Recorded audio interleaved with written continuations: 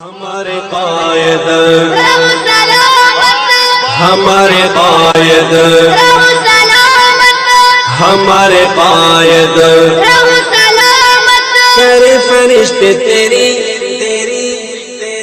کرے فرشتے تیری حفاظت ہمارے قائد رہو سلامت. بسم اللہ الرحمن الرحیم. وَأَمَّا بِنِعْمَةِ رَبِّكَ فَحَدِّثْ. صدق اللہ العظیم.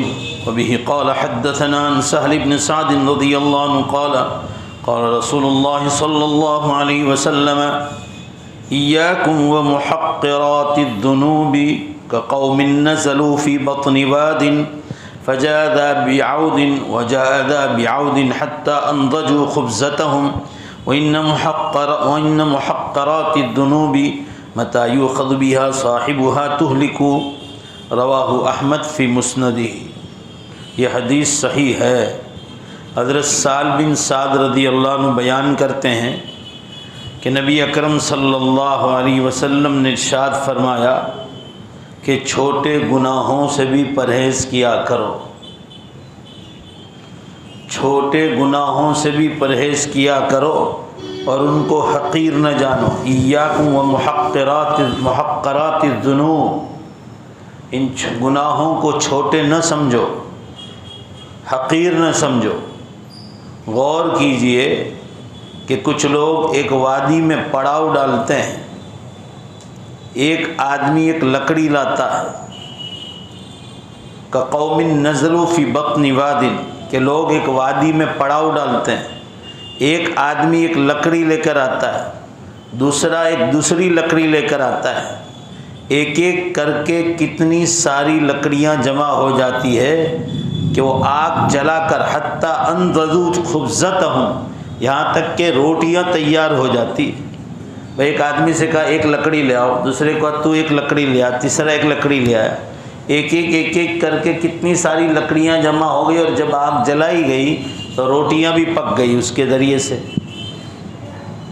اسی طرح اگر ایک ایک صغیرہ اور چھوٹا گناہ کی بنا پر اللہ کی ہاں پکڑ ہو گئی تو وہ انسان بھی ہلاک ہو سکتا ہے، کیونکہ بہت سارے چھوٹے گناہ مل کر کبیرہ بھی بن سکتا ہے. اس لیے عام طور پر لوگ چھوٹے چھوٹے گناہ کر کے یہ سمجھتے ہیں کہ ہم تو چھوٹے گناہ کرتے ہیں، مگر آپ صلی اللہ علیہ وسلم ایک مثال دے کر سمجھا رہے ہیں کہ لکڑی ایک ہوتی ہے جس میں کوئی طاقت نہیں، پھر ایک دوسری لکڑی آتی ہے ایک آدمی لے کر، پھر ایک تیسری لکڑی لے کر آیا. جب دھیمے دھیمے بہت ساری لکڑیاں جمع ہو گئی اور پھر اس کو جلائی گئی تو اتنی طاقت ہو گئی کہ روٹیاں بھی پک گئی.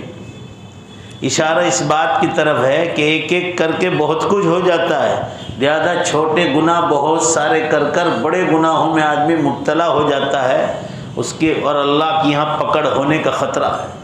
لہذا انسان کو اس سے بچنا چاہیے، یعنی چھوٹے گناہوں سے بھی پرہیز کرنا چاہیے.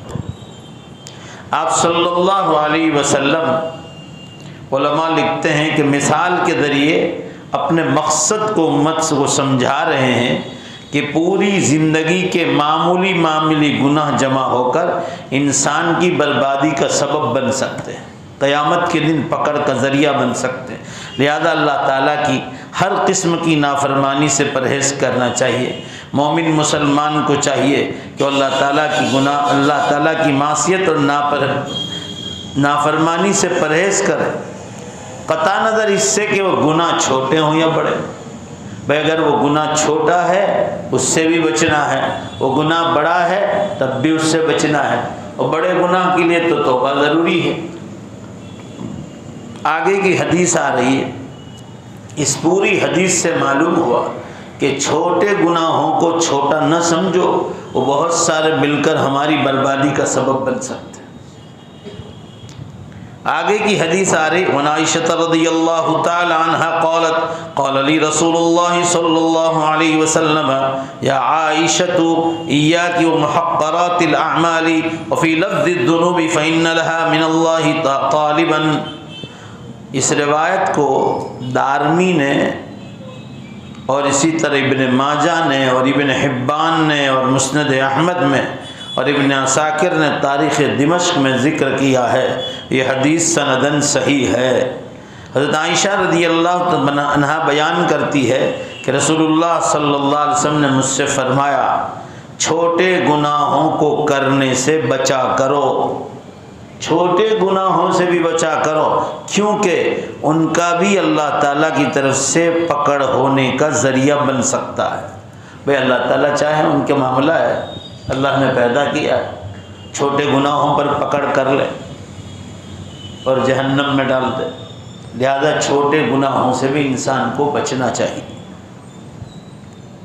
مومنانہ تہذیب جو ایمان والے کی تہذیب اور کلچر ہے کہ کسی نیکی کو حقیر سمجھ کر چھوڑ نہیں دینا چاہیے، یعنی کئی بعض دفعہ یہ سمجھتے ہیں کہ نیکی بہت چھوٹی ہے لہذا اس کو چھوڑ دو، فرمایا نہیں، یہ جیسے گناہ کو حقیر نہ سمجھو، زور سے بولو بے شک، نیکی کو بھی حقیر نہ سمجھو۔ آپ صلی اللہ علیہ وسلم کی ایک حدیث آئی ہے بخاری شریف میں، آپ صلی اللہ علیہ وسلم نے فرمایا کہ جب تم ملاقات کرو آپس میں تو ہنستے چہرے ملو، ہنستے چہرے۔ وَلَوْ أَن تَلْقَى أَخَاكَ بِوَجْهٍ طَلِيقٍ، فرمایا لا تحقرن من المعروف شیئا، کسی چھوٹی نیکی کو حقیر نہ سمجھو، چاہے وہ نیکی ظاہر میں چھوٹی ہو سکتا ہے اللہ تمہاری اسی پر مغفرت کر اور کام بن جائے۔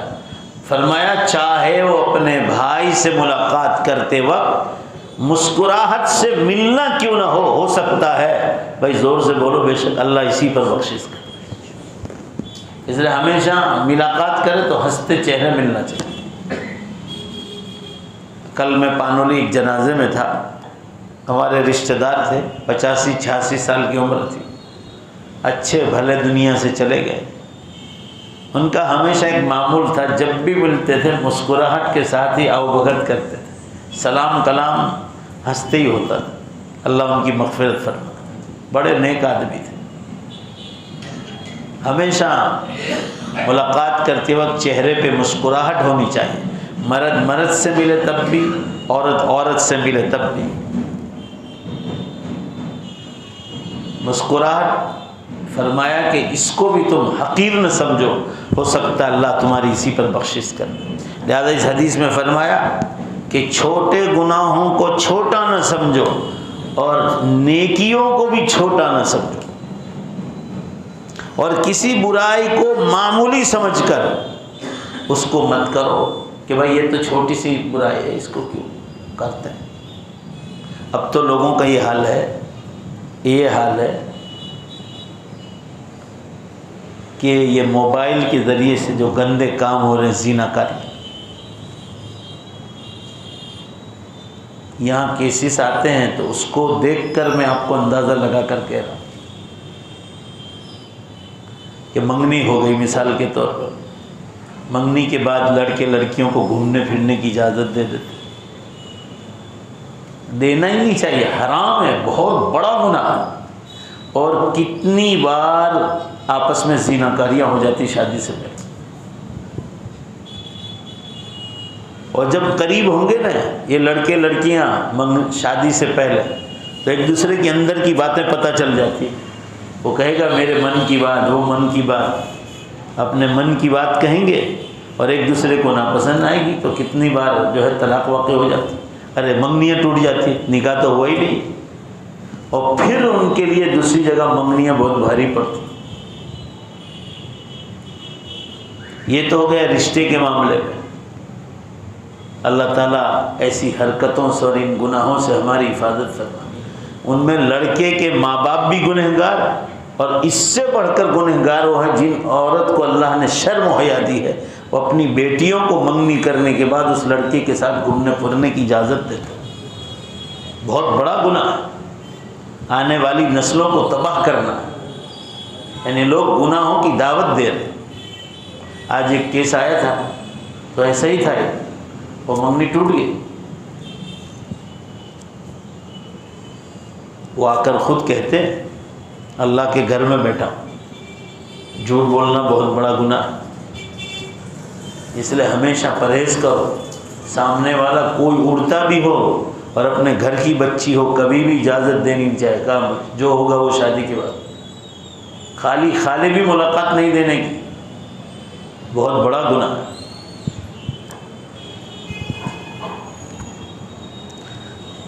اور کسی برائی اور گناہ کو چھوٹا سمجھ کر اس کو مت کرو کہ تو چھوٹا گناہ ہے۔ اب تو لوگ زنا کاریوں تک پہنچتے، ہاں وہ بات تو رہ گئی کہنے۔ یہاں جو کاغذ لکھ کر لاتی ہیں عورتیں، اس میں ایک مقصود یہ بھی ہوتا ہے کہ آج کل کے ینگسٹر نوجوان لڑکے لڑکیاں موبائلوں پر باتیں کرتے ہیں، تو زنا کاری کے لیے ایک دوسرے کو دونوں میں سے کوئی ایک دعوت دیتا ہے اور وہ سامنے سے ایک منع کرتا ہے کہ نہیں تو بہت بڑا گناہ ہے، ابھی نہیں۔ تو کہتے ہیں کہ یہ گناہ تو اللہ تعالیٰ سے معافی مانگ لیں گے تو معاف کر دیں گے، نعوذ باللہ یہ کہہ کر گناہ کرتے ہیں۔ اللہ تعالیٰ بہت بڑا معاف کر، تو تم نہیں کہو، اس سے بھی بڑھ کر وہ معاف کرنے والا تھا، مگر گناہ کے راستے کی تلاش کر رہے ہیں۔ اللہ تعالیٰ زنا کے خیال سے بھی ہماری حفاظت کرنا۔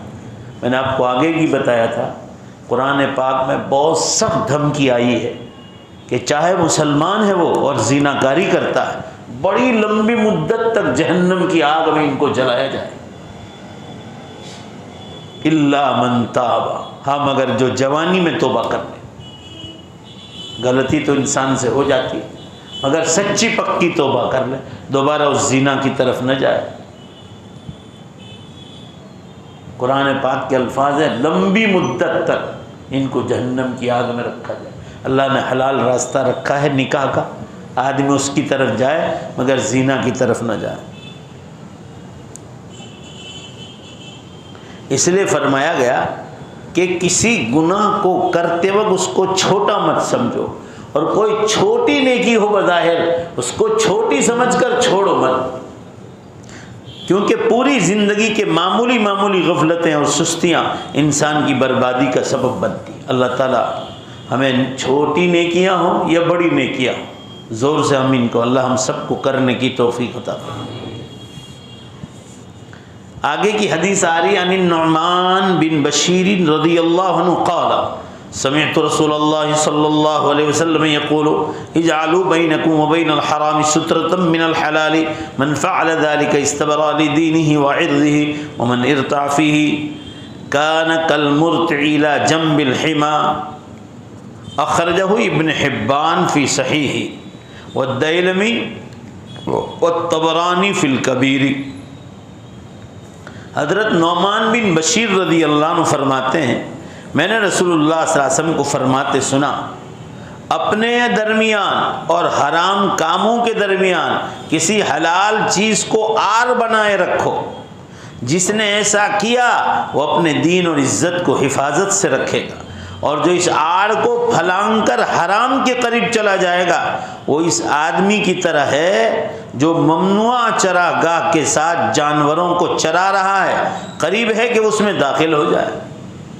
بھائی ایک جگہ ہے، بتلایا گیا کہ یہ چراگاہ ہے، چرنے کی جگہ ہے، گھاس چرنے کی جگہ، اس کے آدمی کو کہا کہ یہ باؤنڈری ہے، اس کے قریب مت جانا ورنہ ممنوع چراگاہ میں جانور چلے جائیں گے جہاں سے آپ کو روکا گیا ہے۔ تو آپ صلی اللہ علیہ وسلم فرما رہے ہیں اس گناہ کے قریب بھی مت جاؤ کہ وہ حلال کی بارڈر ہے، لہذا اس حلال کی بارڈر پر گئے اور اس بارڈر کے بعد حرام کی بارڈر شروع ہوتی ہے، لہذا فرمایا دور رہو اس بارڈر سے، نہیں تو ورنہ اس گناہ کے اندر ہی تم داخل ہو جاؤ۔ کیا فرماتے علماء اس حدیث کی شرح؟ شریعت نے حرام اور رکنے والی چیزوں سے بچنے کو اتنی اہمیت دی کہ ان جائز اور مباح چیزوں کے قریب جانے سے منع فرمایا، جس کے بعد حرام کام کی شروعات ہو جاتی۔ فرمایا ایک ہے حلال کی بارڈر، یہاں بارڈر ہے حلال کی، اور اس کے بعد حرام کی بارڈر شروع ہوتی ہے۔ فرمایا اس کے قریب بھی نہ جاؤ تاکہ آدمی اندر جانے کے لیے کوشش کرے۔ اس حدیث کے مطابق ایک دوسری حدیث آئی ہے، ان الحلال بین وان الحرام بین وبینہما امور متشابہات لا یعلمہن کثیر من الناس فمن اتقى الشبہات فقد استبرأ لدینہ وعرضہ ومن وقع فی الشبہات وقع فی الحرام۔ یہ حدیث بخاری مسلم دونوں میں آئی۔ حلال بھی کھلم کھلا ہے اور حرام بھی کھلم کھلا ہے، لیکن ان دونوں کے درمیان کچھ شبہ اور مشتبہ چیزیں ہیں، یعنی شک و شبہ والی چیزیں۔ اکثر لوگ اس کو جانتے نہیں۔ جو آدمی ان شک والی چیزوں سے بچا رہا، اس نے اپنے دین اور عزت کو محفوظ کیا۔ جو ان چیزوں میں گھس گیا گویا وہ حرام چیزوں میں گھس گیا۔ آپ صلی اللہ علیہ وسلم یہ بتلانا چاہتے ہیں کہ آسمانوں سے سب حلال چیزیں بتلا دی گئی کھول کھول کر، اور جو حرام ہے وہ بھی بتلا دی گئی، اور ان کے بیچ میں شک والی چیزیں ہیں، اور ادھر حلال ہے ادھر حرام۔ لہذا فرمایا شک والی چیز کے قریب بھی مت جاؤ کہ دھیمے دھیمے دھیمے آدمی پھر حرام کے اندر داخل ہو جاتا ہے۔ لہذا ہمیں چاہیے کہ حرام کاموں کے کرنے سے تو درکنار ان حرام کاموں کے قریب پھٹکنے بھی نہ پائے۔ مثلاً کسی عورت کو دیکھنا حرام ہے، ایک مثال۔ اب اس حرام کام سے بچنے کے لیے کسی سخت ضرورت کے بغیر آدمی سیرے سے ان بازاروں میں بلا ضرورت نہ جائے کہ وہاں بے پردہ عورتیں ہیں نظر پڑے گی، بلا ضرورت نہ جائے۔ جہاں بے پردہ اور بے حیا قسم کی عورتوں کی زیادتی ہے، غیر مسلم عورتیں ننگی پھرتی رہتی، لہذا ضرورت نہ ہو تو آدمی نہ جائے، کیونکہ پھر آدمی عادت پڑ جائے گی آنکھوں سے زینا کرنے کی، تو دھیمے دھیمے دھیمے دھیمے آدمی زینا کے قریب جائے گا اور دھیمے دھیمے بالآخر زینا کے اندر مبتلا ہو جائے گا۔ حضرت تھانوی رحمۃ اللہ علیہ نے اس باب میں یہ علاج کے طور پر فرمایا کہ کسی مرد کو کوئی عورت پسند آ جائے تو پہلے یہ سوچو کہ اگر یہ نہیں آئی تو میرا کوئی نقصان ہونے والا ہے۔ آدمی یہ سوچے کہ 10 روپے 100 روپے 500 روپے نہیں آئی تو آپ کا دل کہے گا کہ کوئی نقصان ہونے والا نہیں۔ اور پھر یہ سوچو کہ اگر یہ عورت میرے قبضے میں آ گئی تو کیا مجھے کوئی فائدہ ہونے والا ہے؟ تو آپ کا دل کہے گا فائدہ تو نہیں ہوگا بلکہ گناہ ہوگا اور جہنم کا سکہ لگ جائے گا۔ تو دونوں راستے سوچنے سے آدمی گناہ سے بچے گا۔ اور آپ صلی اللہ علیہ وسلم نے ایک حدیث بیان فرمائی، آج تک کسی کو تجربہ نہ ہو تو تجربہ کر کے دیکھ لو۔ آپ صلی اللہ علیہ وسلم نے ارشاد فرمایا کسی مرد کو عورت اچھی نظر آئی یا عورت کو مرد اچھا نظر آیا، پہلی نگاہ تو معاف ہے اچانک کی، مگر دل چاہتا تھا کہ دیکھیں اور لذت حاصل کریں۔ آپ صلی اللہ علیہ وسلم کی حدیث ہے، فرمایا اور نگاہ ہٹا لی تو وہ مزہ اللہ دل میں سکون کا عطا فرمائے گا جو تمہیں اپنی حلال بیویوں کے ساتھ بھی نصیب نہیں ہو۔ اس گناہ سے بچنے کا تمہاری حلال بیویوں کے ساتھ بستروں پر وہ مزہ نہیں آئے گا جو اللہ تعالیٰ شانو تمہیں اس گناہ سے بچنے میں عطا فرمائے۔ معلوم ہوا کہ آدمی بد نظری کی نگاہ سے، بد نگاہی، مرد عورت کو دیکھا کرے یا عورت مرد کو دیکھا کرے، دل چاہتا ہو تو نگاہ ہٹا لو، فرمایا ایسا دل کا سکون عطا فرمائے گا جو کسی نعمت میں نہیں ملے گا۔ یہ حدیث ہے صحیح۔ اللہ تعالی ہم سب کو اس گناہ سے بچنے کی توفیق عطا فرمائے۔ آگے کی حدیث صدقے کی فضیلت آ رہی۔ عن فضالۃ بن عبید رضی اللہ عنہ مرفوعا قال رسول اللہ صلی اللہ علیہ وسلم اجعلوا بینکم وبین النار حجابا ولو بشق تمرۃ۔ اس حدیث کو طبرانی نے اپنی کبیر میں ذکر کیا ہے اور یہ حدیث سندن صحیح ہے۔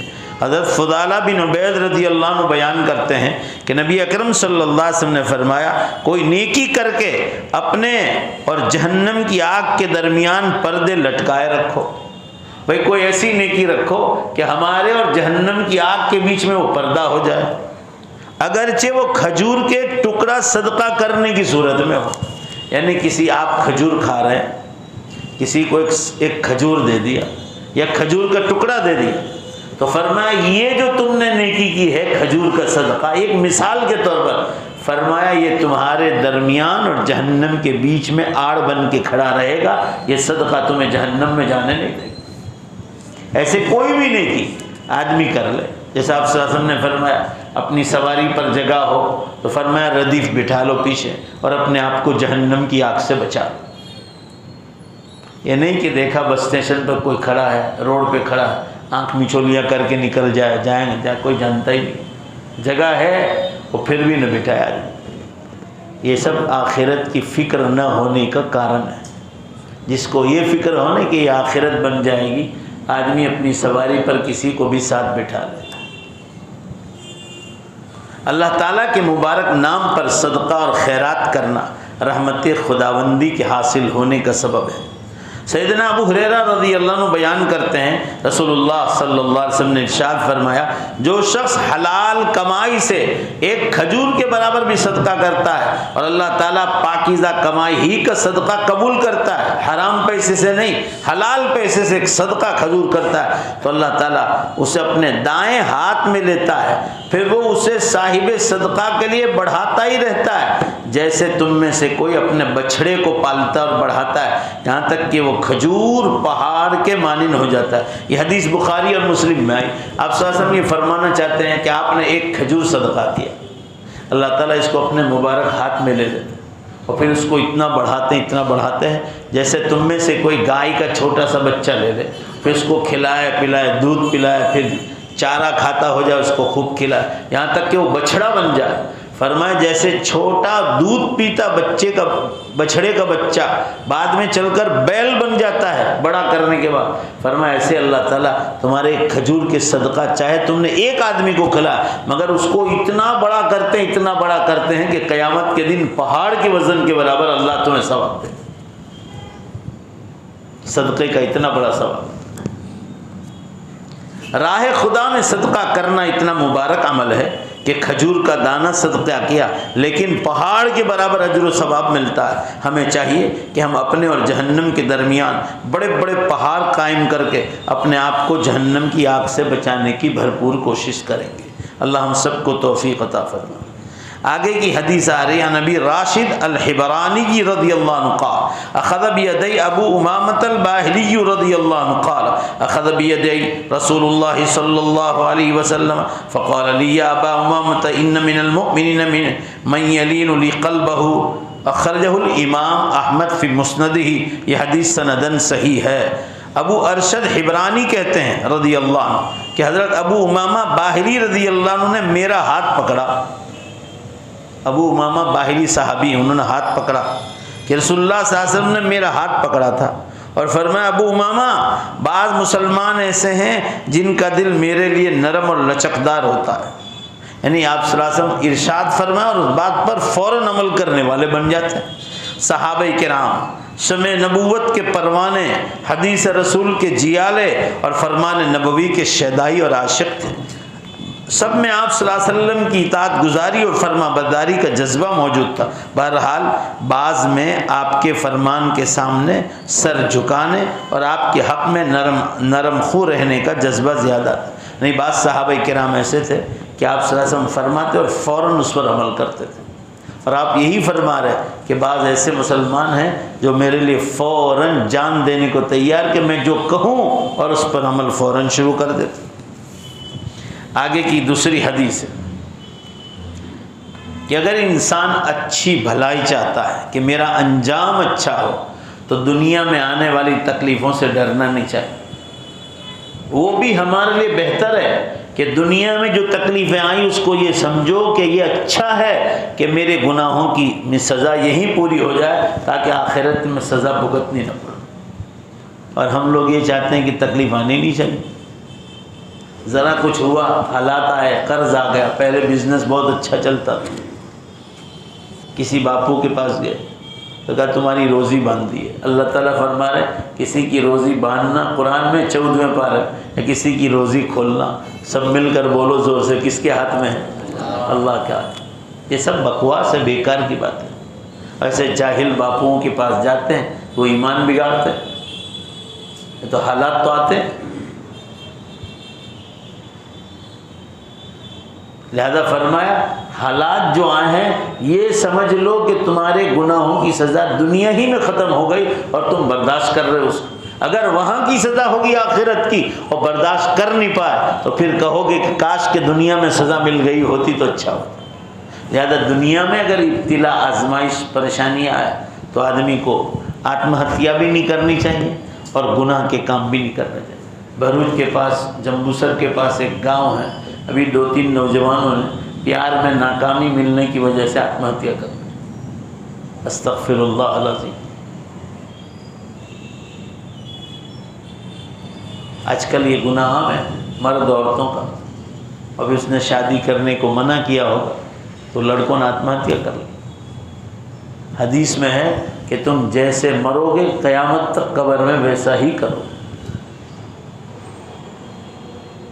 اللہ تعالیٰ خودکشی کرنے اور آتم ہتیا جس کو سوسائڈ کہا جاتا ہے سے حفاظت فرمائے۔ بہت بڑا گناہ ہے، آدمی چھٹکارا نہیں پائے، چاہے مسلمان کیوں نہ ہو۔ تکلیفیں آئے صبر کا حکم ہے۔ قرآن پاک میں 125 آیتیں صبر کی نازل فرمائی اللہ نے، قریب 125 بار بار فرمایا الذین آمنوا وہاجروا وجاہدوا، یہ فرمایا صابروا وصابروا واصبروا، صبر کرو صبر کرو، اولئک یؤتون اجرہم مرتین۔ قرآن کہہ رہے ہیں کہ جو مصیبتوں پر صبر کرتے ہیں ہم ان کو ایک ثواب نہیں ڈبل ثواب عطا کریں، ڈبل ثواب عطا کریں۔ بما صبروا، اس لیے ڈبل ثواب دیا کہ انہوں نے مصیبت پر صبر کیا۔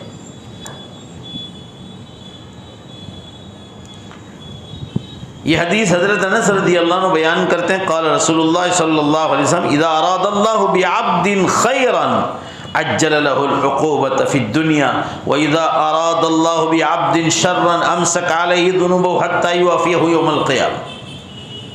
اس حدیث کو امام ترمذی نے بھی نقل کیا ہے اور ابن عدی نے الکامل میں ذکر کیا ہے اور بیہقی نے الاسماء والنذور میں ذکر کیا ہے۔ حضرت انس رضی اللہ عنہ بیان کرتے ہیں رسول اللہ صلی اللہ علیہ وسلم نے فرمایا، حدیث دھیان سے سنو، جب اللہ تعالیٰ اپنے بندے کے ساتھ بھلائی چاہتا ہے، بندہ ہو یا بندی، تو اس کو اس کے گناہوں کی سزا جلد ہی دنیا میں دے دیتے، تکلیفیں اتارتے، یعنی تکلیفوں اور آزمائشوں کے ذریعے سے اس کے گناہوں کی معافی کے اسباب دنیا ہی میں پیدا کرتے۔ اب ہم سمجھتے ہیں کہ ہم کو کسی نے روزی باندھ دی، بیمار آ گئے، کسی نے کچھ کر دیا، کالا کر دیا، کسی نے کھچڑے میں پلا دیا، شربت میں پلا دیا، نعوذ باللہ استغفر اللہ۔ یہ غیر مسلموں کی باتیں ہمارے گھروں میں آ، ایمان کمزور ہے۔ اور جب کسی بندے کے ساتھ برائی کا ارادہ کرتا ہے، یہ آتم ہتیا کی جو بات آئی، ان میں آج کل کی جو نئی نسلیں جس میں ماں باپ کو، نوجوان لڑکوں کو اور نوجوان لڑکیوں کو ایجوکیشن دینے کا بڑا شوق پیدا ہوا، تو دیجیے، بہت اچھی چیز، ایجوکیشن تو کوئی بری چیز نہیں، مگر مار کہاں کھاتے ہیں یہ بچے بچیاں؟ جب ناپاس ہوتے ہیں، فیل ہوتے ہیں ایگزام میں، تو یہ آتم ہتیا کرتے ہیں، سوسائڈ کرتے ہیں۔ یہ کتنی بری بات ہے۔ کیوں؟ دنیا پڑھائی مگر دین نہیں پڑھایا، اس لیے یہ حالات پیش آئے۔ دین پڑھایا ہوتا تو کوئی تکلیف پیش نہیں آ سکتی۔ کل میں نے ایک میسج چھوڑا تھا کہ مسلم لڑکیاں غیر مسلموں کے ساتھ کیوں شادیاں کر کے بھاگ رہی۔ سوشل میڈیا پر 20,000 کا ریکارڈ ہے، ٹائمز آف انڈیا میں 80,000 کا ریکارڈ آیا، یہ پچھلے 5 برس۔ اس میں مین وجہ یہ لکھی ہے کہ مسلمان اپنی بیٹیوں کو دنیا تو پڑھاتے ہیں مگر دین نہیں پڑھاتے، اس لیے اس کو مرنے کے بعد کا کوئی ڈر نہیں، اس لیے ماں باپ کو پوچھے بغیر وہ غیر مسلموں سے شادیاں کرتے۔ میں روز واٹس ایپ پہ بھیجتا ہوں۔ آج ایک بھاونگر کا کیس آیا ہے، ابھی پچھلے ہفتے 4 احمد آباد کی لڑکیاں، ایک بنگال کی لڑکی گجرات کے ہندو سے شادی کرنے کو تیار ہو۔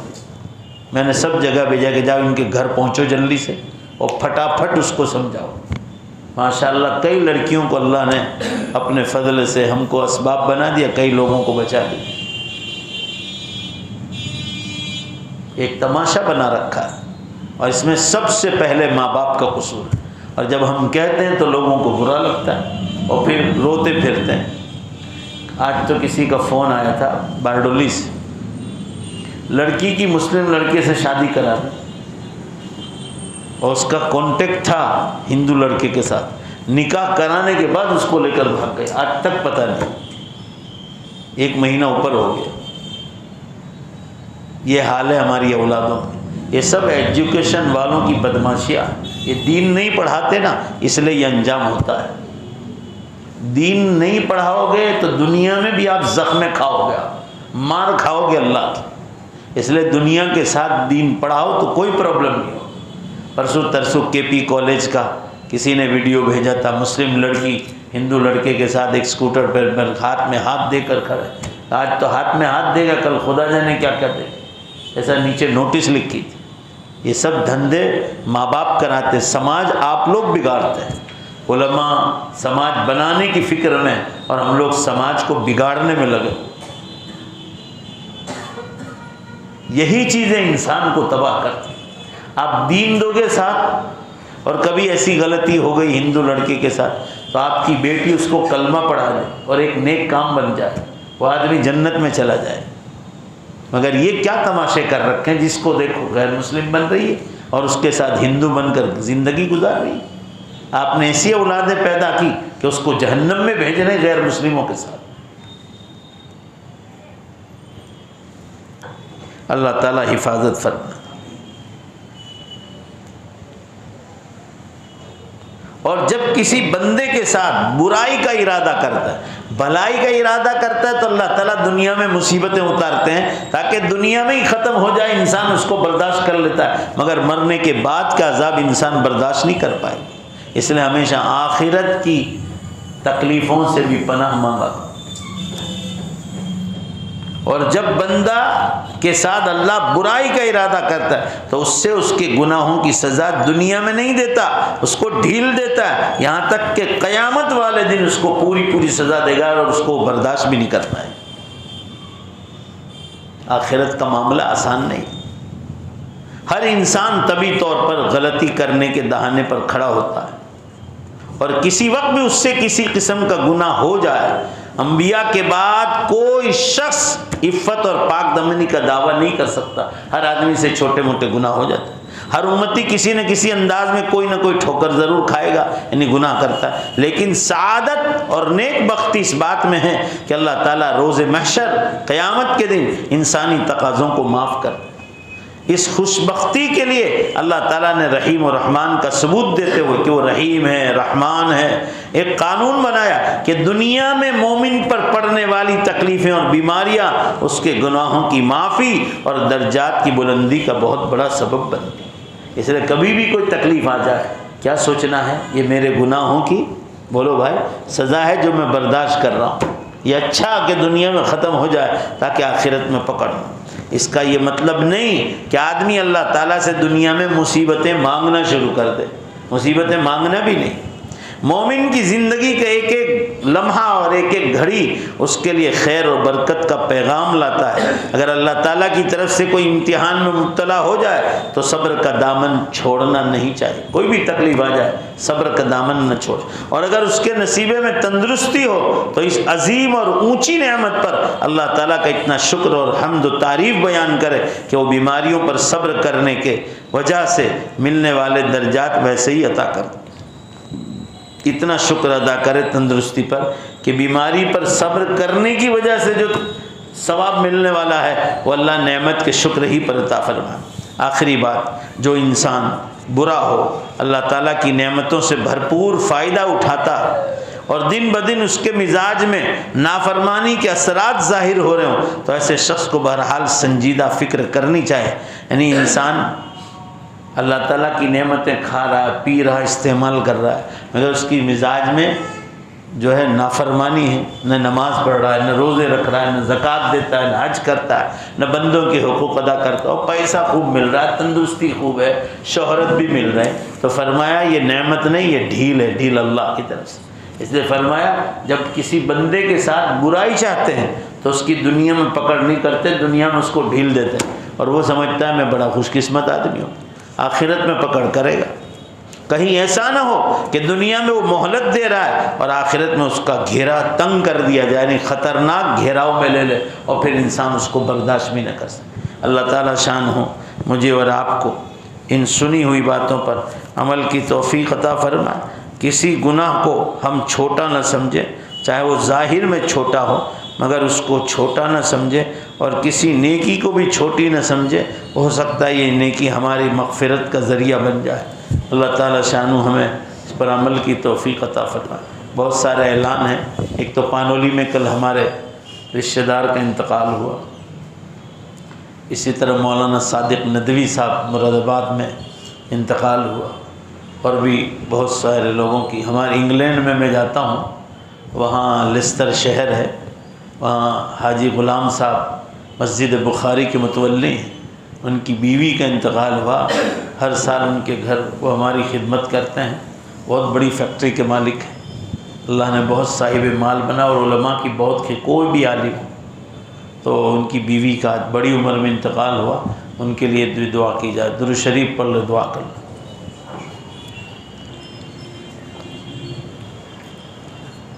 اپنے ایک بھائی ان کے ساسو ان کو برین ہیمریج ہو گیا ہے، ان کا آپریشن ہوا، وہ سکسیس ہوا، ہاسپٹل میں ہے، لیکن 15 دن سے ہوش نہیں آیا. اللہ تعالیٰ. میرے بیٹے کی دعا کریں. بسم اللہ الرحمن الرحیم. الحمد للہ رب العالمین والعاقبۃ للمتقین والصلاة والسلام علی خیر خلق محمد وآلہ وصحبہ اجمعین. ربنا آتنا فی الدنیا حسنہ وفی الآخرۃ حسنہ وقنا عذاب النار. اے اللہ ہم سب کی مغفرت فرما. اے اللہ ہم سب کی مغفرت فرما. اے اللہ ہم سب کی مغفرت فرما. ہمیں لمبی عمر عطا فرما، نیک اعمال کے ساتھ، تندرستی کے ساتھ، گناہوں سے بچاتے ہوئے. اے اللہ تیرے دین کا کام کراتے ہوئے، پریشانیوں سے بچاتے ہوئے، جب دنیا سے جانے کا وقت آ جائے اے اللہ ہم سب کا خاتمہ ایمان پر فرما. ہمارے ماں باپ کی خاص طور سے مغفرت فرما. اللہ ان کی قبروں کو نور سے بھر دے، ان کے درجات کو بلند فرما دے، ان کی قبروں پر نور کی بارش نازل فرما. اے اللہ ان کو رحمتوں، برکتوں اور مغفرتوں سے پوری طرح ڈھانپ لے مولا الہ العالمین. اور جتنے ہمارے رشتہ دار بھائی بہن اور جتنے اساتذہ اے اللہ اور پوری امت مسلمہ کی آپ مغفرت فرمائیں، ان کے درجات بلند فرمائیں، جنت میں انہیں اعلیٰ مقام عطا فرمائیں. اے اللہ پریشان حالوں کی پریشانیوں کو دور فرما. اللہ پانولی میں ہمارے چھوٹا بھائی چینیا کا انتقال ہوا. انگلینڈ میں ہمارے یونس بھائی مقدم اور ان کے والد بزرگوار حاجی غلام صاحب کے گھر میں ان کی اہلیہ کا یعنی یونس بھائی کی والدہ کا انتقال ہوا ہے. اللہ ان کی مکمل مغفرت فرما، ان مرحومین کی مکمل مغفرت فرما. اللہ ان کی نیکیاں جو ہمارے ساتھ اور علماء کے ساتھ کی اور ان کی تمام دنیا بھر کی نیکیاں جو کر کے گئے، اللہ ان سب کو نیکیوں کو قبول فرما. ان کے سیئات کو اور غلطیوں کو معاف فرما. ان کی قبروں کو نور سے منور فرما. ان کے درجات کو بلند فرما. جنت میں انہیں اعلیٰ سے اعلیٰ مقام عطا فرما. اللہ ان کے گھر والوں کو صبر جمیل عطا فرما. مولانا صادق صاحب ندوی جو ایک ایکسیڈنٹ میں ٹرین حادثے میں شہید ہو گئے، اے اللہ بڑے جید عالم دین تھے مگر دماغی توازن کھو دیا تھا تو ایک ایکسیڈنٹ میں شہید ہو گئے. اے اللہ ان کی غلطی کو معاف فرما کر انہیں جنت میں اعلیٰ مقام عطا فرما. اے اللہ تو انہیں جنت میں اعلیٰ مقام عطا فرما. اپنے فضل و کرم سے اللہ ساری امت کے گناہوں کو آپ معاف فرمائیں. پوری امت کے مرحومین کی بخشش فرما. جو پریشان حال ہے ان کی پریشانیوں کو دور فرما. جن کے سروں پہ قرضہ ہے مولا وہ ہم سے دعاؤں کی درخواست کرتے، وہ ہم سے نہیں کہتے، وہ تو آپ سے کہتے ہیں. ان کی پریشانیوں کو آپ دور فرما دیں. انہیں حلال روزی میں ان کی وسعت عطا فرما. اللہ ان کی پریشانیوں کو دور فرما. جن کی شادیاں نہیں ہوئیں اللہ پوری امت میں ان کی شادیوں کا انتظام فرما. جو بے اولاد ہیں انہیں نیک صالح تندرست خوبصورت اولاد عطا فرما. پریشان حالوں کی پریشانیوں کو دور فرما. اے اللہ ہمارے یہ اسلم بھائی کا بیٹا بیمار ہے اور بھی کسی کا آپریشن ہوا اور ہوش میں نہیں آیا، اللہ ان تمام امت کے بیماروں کو شفا کامل عطا فرما. ہر ایک کی نیک جائز تمنائیں پوری فرما. اے اللہ ہمیں لمبی عمر عطا فرما، تیرے دین کے خاطر عطا فرما. اے اللہ دنیا بھر میں مختلف زبانوں میں تیرے دین کا کام کرنے کی توفیق عطا فرما. اللہ یہ مینارہ مسجد سے آواز پوری دنیا میں پہنچ رہی ہے، ساری دنیا میں لوگ لائیو سنتے ہیں. اے اللہ لوگ کہاں کہاں سے سن کر ہمیں خبریں دیتے ہیں. اے اللہ اپنے فضل و کرم سے ان تمام کو بہترین بدلہ عطا فرما. اے اللہ اس پر محنت کرنے والے نوجوانوں کو بھی جزائے خیر عطا فرما. اے اللہ اپنے فضل و کرم سے علماء کے بیانات، تمام علماء جو دین کا کام کر رہے ہیں تمام سے فیض حاصل کرنے کی امت کو توفیق عطا فرما، جاہل لوگوں سے اور اے اللہ بازاری لوگوں کے ساتھ بیٹھنے سے حفاظت فرما، دعوت و تبلیغ کے کام میں امت کو جوڑنے کی توفیق عطا فرما۔ اے اللہ اپنے فضل و کرم سے گھر گھر تعلیم زندہ ہو، ایسی عورتوں کو سب کو توفیق عطا فرما، مسجد وار جماعتوں میں لوگوں کو بیٹھنے کی توفیق عطا فرما، تیرے راہ میں نکل کر اپنے دین کی اصلاح کرنے کی توفیق عطا فرما، ہم سب کے یہاں جمع ہونے کو قبول فرما، کسی خانقاہی بزرگ کے ہاتھ پر بیعت ہو کر اپنے دل کی اصلاح کی توفیق عطا فرما، علماء حق کی کتابیں پڑھنے کی توفیق عطا فرما۔ اللہ یہ جتنے نوجوان مینارہ مسجد پر خدمت دے رہے اللہ ان کی دنیا بھی چمکا دے، ان کی آخرت بھی چمکا دے، اللہ ہر ایک کی نیک جائز تمناؤں کو پوری فرما، ہمیں ہر چھوٹی سے چھوٹی نیکی کیوں نہ اس کو حاصل کرنے کی توفیق عطا فرما، اور چھوٹے سے چھوٹے گناہوں سے بھی ہماری حفاظت فرما، ہماری دعاؤں کو اپنے فضل و کرم سے قبول فرما، برحمتک یا ارحم الراحمین۔ یہ لوگوں کون مقتل سے سراپا خندزن آیا، جو اس انداز سے باندھے ہوئے سر سے کفن آیا، اڑا دو خاک دشمن پر کہ ظالم جان من آیا، بٹا دو داغ باطل پر کہ اب باطل شکن آیا۔